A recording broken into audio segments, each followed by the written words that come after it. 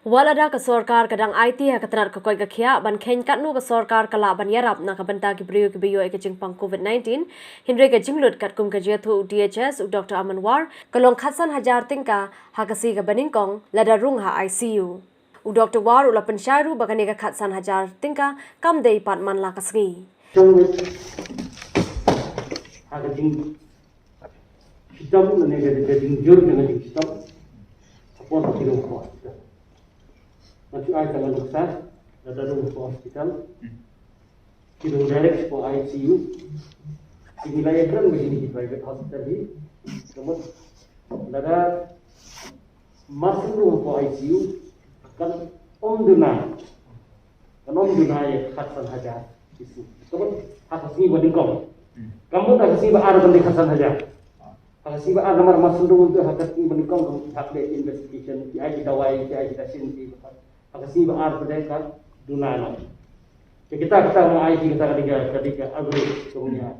Katanar ka koi ka khia kala yo bani shong bar kinong mi khaman ki private hospital halor ka jingram palar ka bai sumari ki bangat hakani ka jing pangkhlam lingba ka ne ka jia kandu la sngau thu ba ka jinglut ka pher kat kum ka jing sumar na ka jing pang ne ka jing jor jong ka jing shitam unong pang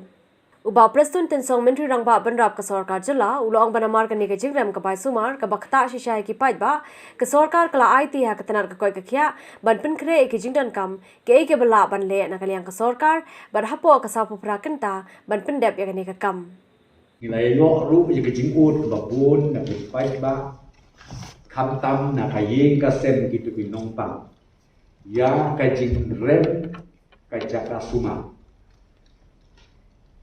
Nakaliang jong sarkar kala IT ha ka health department bakin walk out lene bakin ha ka government ya ka proposal kumno banle khnang bang le si nakaliang ka sarkar nila ya ban pe kumno bangin don benta ha ka ban wen ya ka de ching ka ba kidup kisuk ki ba pli ki rangli ki juki ki ya kendu man ka sngi akan nika case jom kan nika COVID-19 de nila IT ya health department bat nila IT ru bat nila ong yaki bat de ban pendem ya kan nika kam hapo sau pho pra kanta khnang ba ka sarkar kan yo ban sim ya karai ka ba khatu kan nika bentuk ya kitu kilong yi kilong set ki bladu no ha kan nika second wave jom unu COVID-19 ya kiba e ba khoi lani ya ki kme ki pa ki jongi ka e ka bangila ban le na ka liang